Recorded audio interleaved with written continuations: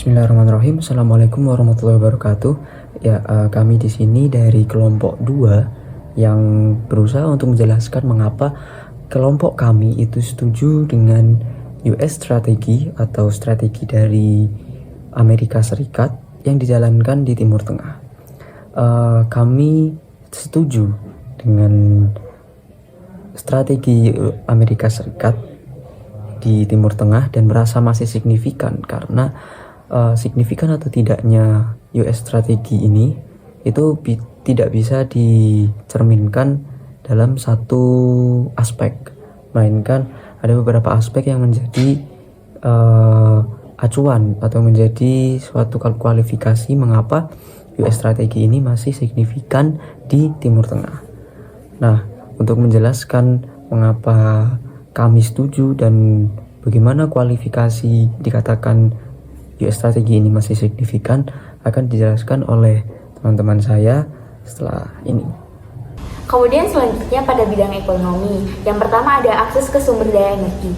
Timur Tengah memiliki cadangan minyak yang sangat besar, dan Amerika Serikat memiliki kepentingan ekonomi yang kuat dalam memastikan akses yang stabil terhadap sumber daya energi tersebut.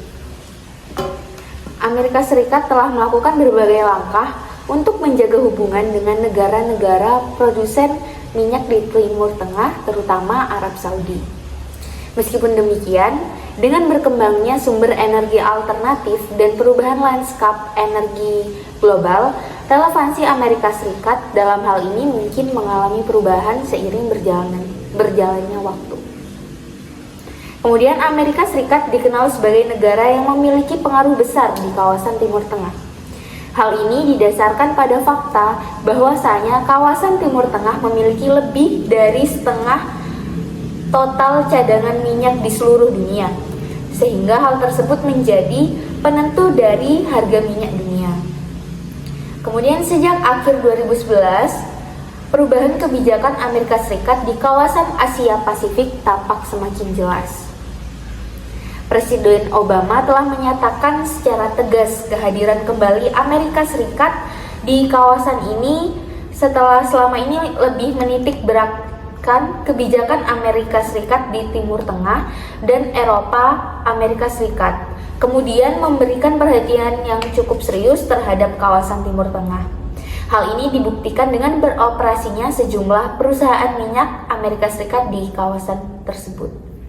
Kemudian ada juga hubungan yang menguntungkan antara Amerika Serikat dengan Israel, yang dimana bagi Amerika Serikat, Israel merupakan sumber dana dalam sistem demokrasinya, yang dimana sumber-sumber keuangan Amerika Serikat ini berasal dari perusahaan milik Zionis pro-Israel di Amerika Serikat.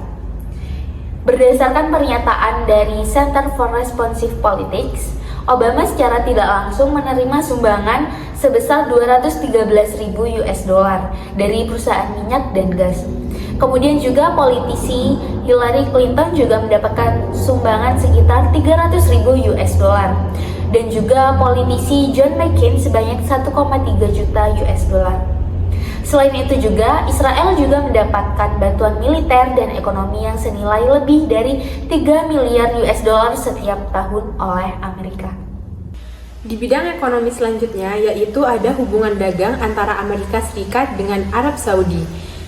Arab Saudi ini kurang memiliki pengalaman bisnis ataupun keahlian khusus di luar industri minyak dan petrokimia, sehingga membutuhkan partisipasi asing, khususnya Amerika Serikat dalam mengelola industri tersebut. Sejak tahun 1950-an, Arab Saudi ini bergantung kepada keahlian manajemen Amerika Serikat. Setelah tragedi 11 September 2001, ketegangan terjadi antara Amerika Serikat dan negara-negara di kawasan Timur Tengah. Meskipun demikian, perdagangan antara Amerika Serikat dengan Arab Saudi masih terus berlanjut dan menjadi yang terbesar di Timur Tengah pada tahun 2007. Kemudian, Amerika Serikat dan Arab Saudi ini memiliki perjanjian dagang dan investasi yang tertuang dalam Trade and Investment Framework Agreement atau TIFA yang ditandatangani pada tahun 2003. Arab Saudi juga merupakan salah satu mitra dagang terbesar Amerika Serikat di Timur Tengah. Pada tahun 2017, impor dari Arab Saudi lebih dari 18 miliar US dollar, di mana impor tersebut hampir seluruh minyak, yakni sebesar 17,5%. Pada tahun 2020, Arab Saudi ini memperluas investasi di Amerika Serikat. Berdasarkan dana Global SWF yang dihimpun di Bloomberg, dalam kelolaan Sovereign Wealth Fund terbesar di Timur Tengah dan sudah mencapai lebih dari 3 triliun US dollar. Dana kelolaan atau Asset Under Management atau AUM Abu Dhabi Investment Authority mencapai sebesar 829 miliar US dollar.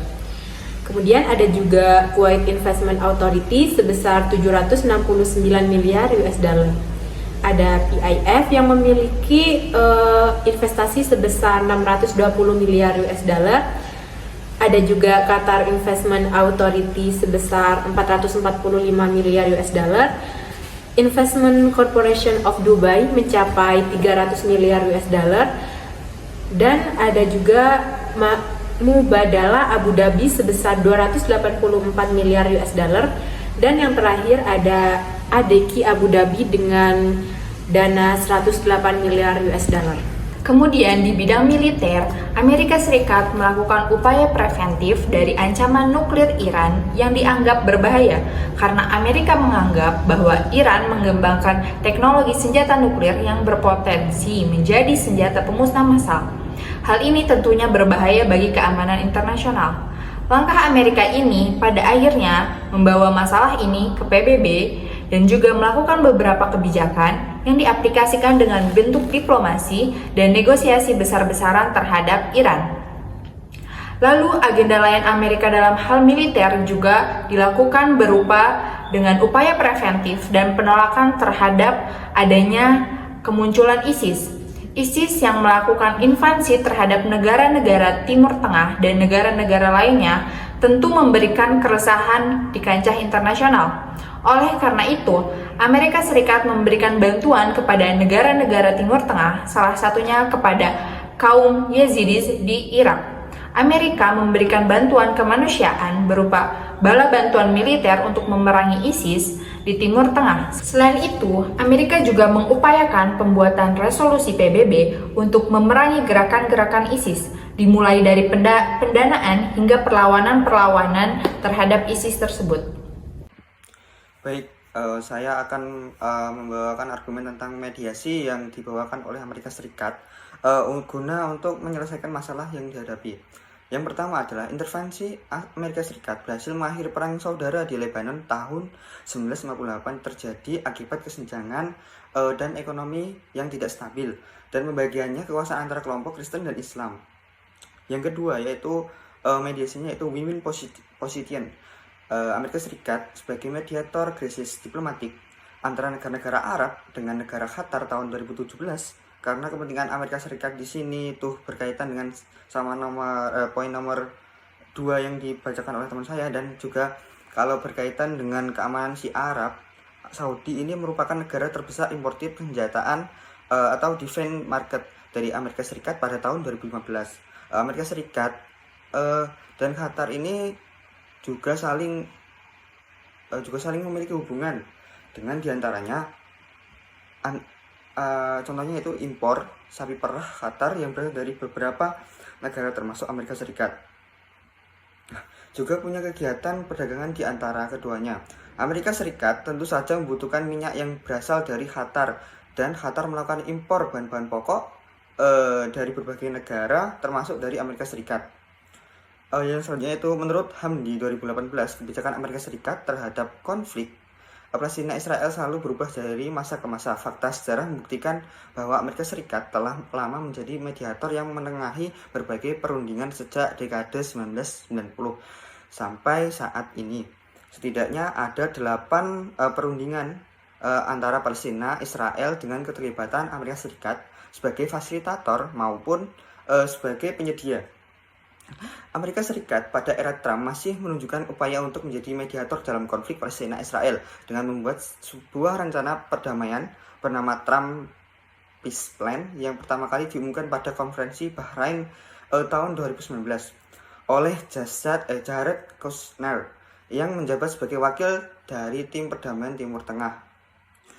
Dan selanjutnya itu dalam sidang ke-76 Majelis Umum PBB, Joe Biden mengatakan bahwa solusi dua negara two-state solution merupakan cara terbaik untuk memastikan masa depan Israel sebagai negara Yahudi demokratis yang bisa hidup berdampingan dengan damai bersama dengan Palestina yang layak, berdaulat, dan demokratis. Sekian dari saya, bakal dilanjutkan oleh teman saya.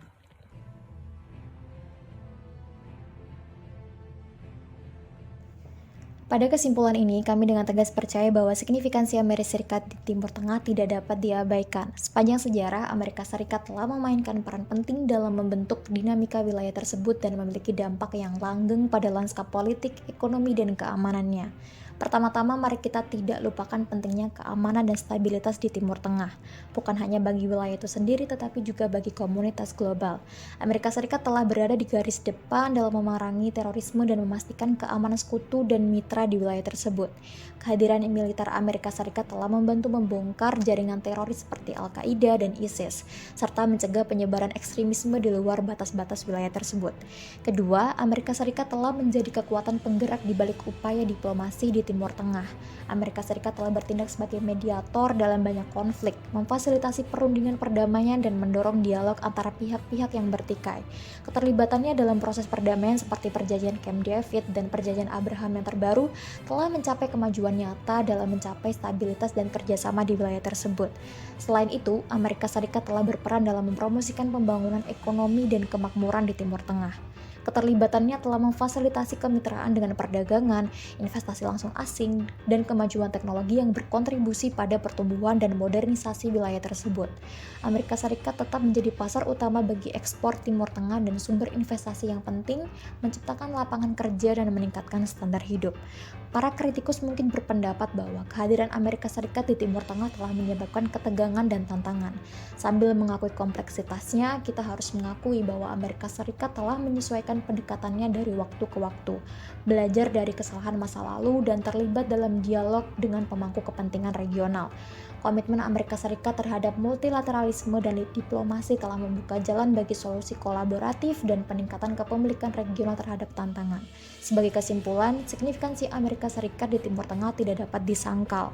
Kontribusinya terhadap keamanan, diplomasi, dan pembangunan ekonomi telah memiliki dampak yang berkelanjutan bagi wilayah tersebut. Sambil tantangan tetap ada, Amerika Serikat telah menunjukkan kemauan untuk beradaptasi dan bekerja menuju Timur Tengah yang lebih stabil dan sejahtera. Ketika kita mempertimbangkan masa depan wilayah tersebut, marilah kita mengakui peran penting yang dimainkan oleh Amerika Serikat dan potensi yang dimilikinya dalam mempromosikan perdamaian, keamanan, dan kemakmuran di Timur Tengah dan di luar itu.